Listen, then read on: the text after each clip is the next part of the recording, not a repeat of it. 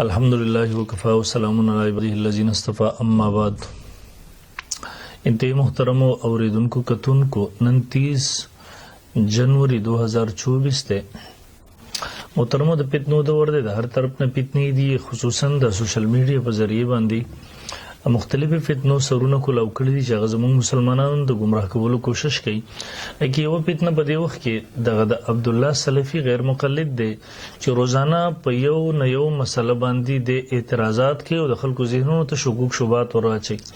ابروز دغه جمعې په بیان کې یو کلیپ اغمات چاره ولې چې د خبرې کړی دي د کله چې انسان وفات شي نو در قبر سرخ پوت رسول بقره اول اخیر ویل یا په مقبره کې تلاوت کول قبرونو خواته نو دا غیر مقلدین حضرات چې د ته شرک وای د ته حرام وای د ته بدعت وای.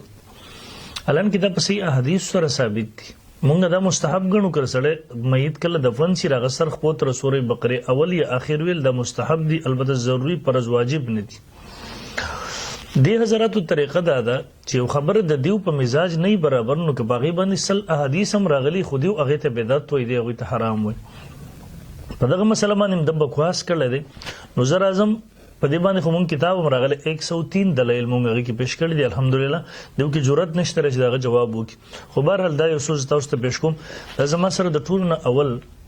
معجم الکبیر د طبرانی د جلد 6 صفحه نمبر 296 او صفحه نمبر 297 په صحیح سند سره حدیث نقل کړي. د دغه سند په باره کې حافظ ابن حجر فتح الباری جلد 3 صفحه نمبر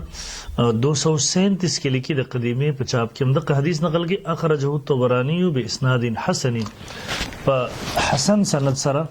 د یعنی دا روایت حسن ده بس حسن سند سره روایت هغه نقل کړي. همدغه حدیث تاسو ته اورم. ابن عمر فرمایي یقول سمعت النبي صلی الله علیه وسلم یقول اذا مات احدكم فلا تحبسوا. کله چې وکړ تاسو نمړ شي نو دا مې سره وي جلدی سره تاسو دفن کوئ واسرعوا به الى قبره قبر ته ضروري وليقرأ عند رأسي بفاتحه الكتاب او ودل استلشي پسر دا غکین د قبر سر طرف ته سوره الفاتحه وعند رجليه بخاتمه البقره في قبري او د خپو طرف ته سوره بقره اخرنی آیتونه دا د رسول الله صلی الله علیه وسلم قولی حدیث ته کوم په واره کې حافظ ابن حجر اسقلانی رحم الله لیکلی چې د حدیث حسن دی. دغه سي کتاب القرات د امام خلال رحم الله صفحه نمبر 87 کې حدیث نقل کوي. وګد حدیث ته امام خلال رحم الله فرمایي خپل پلار نه اوریدلی نبی رسول الله والسلام فرمایلی دي او ما خپل پلار ویلو چې کله تاسو ما دفن کې خاور باندې انبار کې نو به قل بسم الله وعلى ملت رسول الله او بیر باندې خاور چې وقرا عند راسي بفاتحه الكتاب زما سر طرف ته ودرېږي قبر سوره د بقره اولنې آیتونه به وې وسوره البقره او خاتمتها او داغي اخري آیتونه فاني سمعت عبد الله ابن عمر يقول ذلك ما عبد الله ابن عمر نو هغه هم دغه څه کول. دریم نمبر تاریخ یحیی ابن معین رحم الله جلد 3 صفحه نمبر 369 دی کې دغه وګد روایت ته په اخر کې دی وقرا عند راس اول البقره زما سر طرف تر قبر هغه سوره بقره اول وې وخاتمتها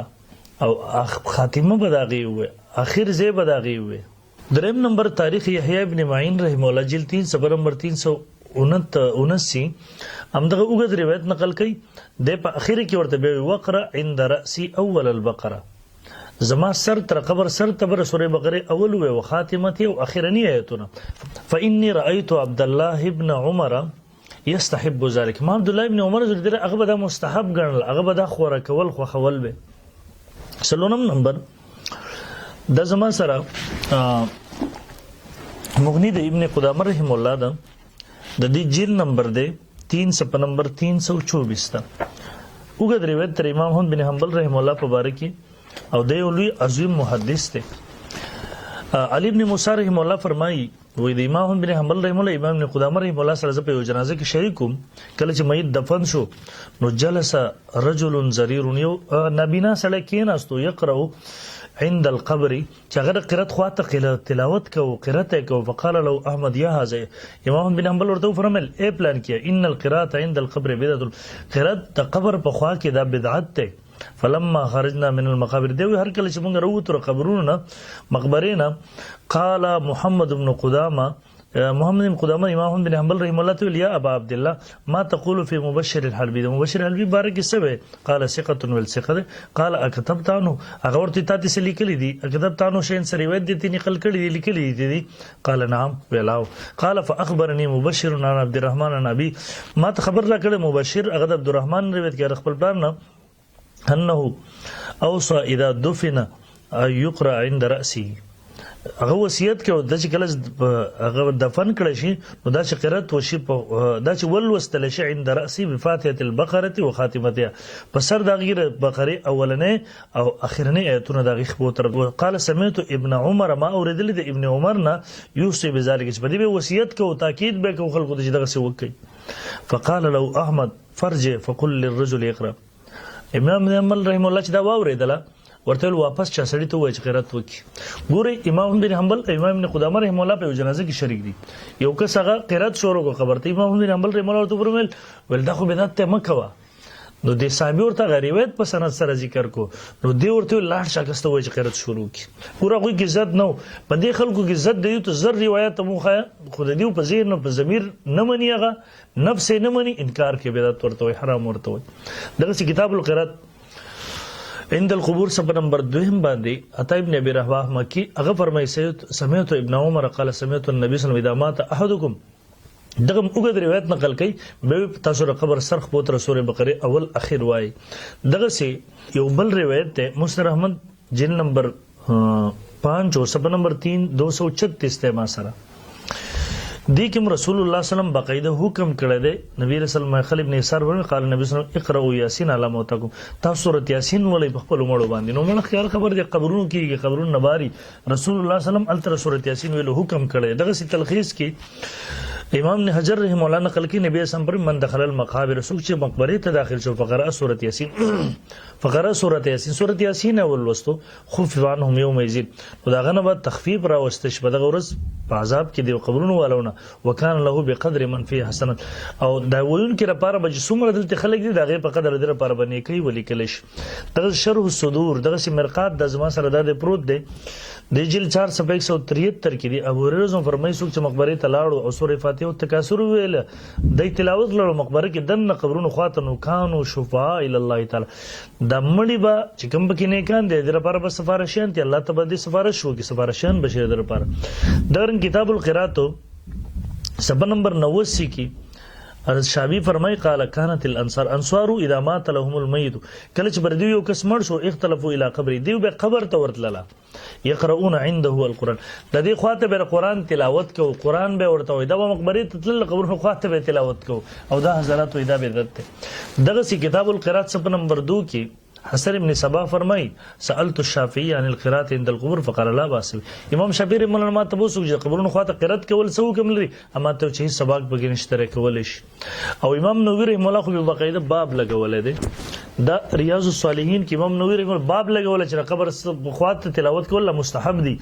او بیا دا غي نورسته د امر ابن العاص ته تلاوت وي د مسلم شریف روایت ته د بنونم صحیح کتابونو کې موجود دی امر ابن العاص صحابي رسول له د چې کله وفات کیږي بچی ته وصیت کوي ورته بچیا اذا دفنتموني فاقيموا حول قبري ما چې کله دفن کوي نو زماره قبر ګرځي جابره ودرېږي قدر ما تنحر جزون سمرو کې چې اوغ زب کیږي او يقسم لحم او ته وخه دغه تقسیم حتی استانس بكم زه په تاسو سره ډاډه مانوس کېږم په پته برته لګي چې قبر خواته مې ولاړی واعلم ماذا اراجو رسول ربي او ما ته پته لګي چې رب استاذ پرشتو ته جواب ورکړ رواه مسلم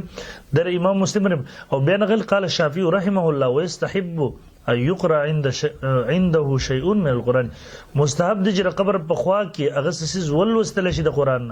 وان ختم القران عنده كان او که پوره قران در قبر خوا ته هغه تلاوت کینو دا به ډیره غوړه ده بلکې تر دومره پورې د زما سره سیر دی علامه زابری مولا سیر علام النبلا جلد نمبر 18 صفحه نمبر 286 کې خطیب بغدادي رحم الله د قبر باندې سو ختمونه شوی بلکې مختلف روایت نقل کوي په تابعینو کې تبع تابعینو کې چې هغه په قبرونو باندې پوره ختمونه شوی رسول یو خبره نه نو بهرحال دا حضرات د دومره روایتونو سترګې پټي او دویم دیوسه پېښ کې عوامو ته په دوکه ورګي او یو په روایت کې راځي چې خپل کورونه تاسو مقبره ما جوړوي ځکه چې شیطان دا کورونه تختی باغ چې باغ کې سورې بقره ولوست نو دی وې دینه معلومه شي چې بقره کې تلاله کې دینه کوم څه معلومه شولا نو اول خدای چې د دیو د حضرات داوود دلیل کې مطابقت نشته ګوره دعوت دیو دادا چې د قبر سرخ بوتره سورې بقره اول اخر ویل حرام دي قبر خواته تلاوت کول مقبره کې تلاوت کول حرام دي بدعت ده او په حدیث دې خبره بالکل خاموش ده سره په دې ذکر نشته دویم په دې باب کې ما څونه مختلف روایت ذکر لبل بلکې په دې باب کې ګڼ دلایل راغلي د دیو چې کوم مطلب د دې حدیث بیانې دا د هغه ټولو حدیثو خلاف دی دریم نمبر دې حدیث کې صرف دومره ذکر دی چې په ګورونو کې تلاوت کول پکار دي د دې فضیلت په کې ذکر دی په دې کې دې خبر اشاره نشته چې قبر سرخ بوتر سورې بقره اول اخر ویل حرام دي یا په مقبره کې تلاوت کول بدعت او ناجایز دي او حرام دي څلورم نمبر مطلب دا رې په انسان باندې چې مرګ راشي نو اکاونټ د نیکوي بند شي اوس په قبر کې غو تلاوت نه کوي نو تاسو دغه سیمه کوي چې خپل کورونو کې تاسو ته اجر ملاويږي نیکي ملاويږي تاسو تلاوت کوي شپږم نمبر دلته غیر مغل قیاس کوي د ژوندو په مړو باندې یاره هغه مړی کالته دغه کوي تلاوت کوي حدیث نه دا د مړو ذکر راشو نو دی هغه ژوندۍ راواخلي چې د ژوندۍ قبرونو خو تلاوت کوي نو هغه په دغه باندې قیاس مال فارق کوي دویم التم خو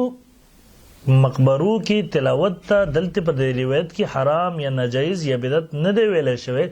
بلکې ته دومره دا چې په قبر کې د میت تلاوت کوي نو هغه ته به اجر نه ملاوي نه کوي نو تاسو هم دغه سم کوی چې خپل کورونو کې تاسو ته اجر ملاوي نو بهرحال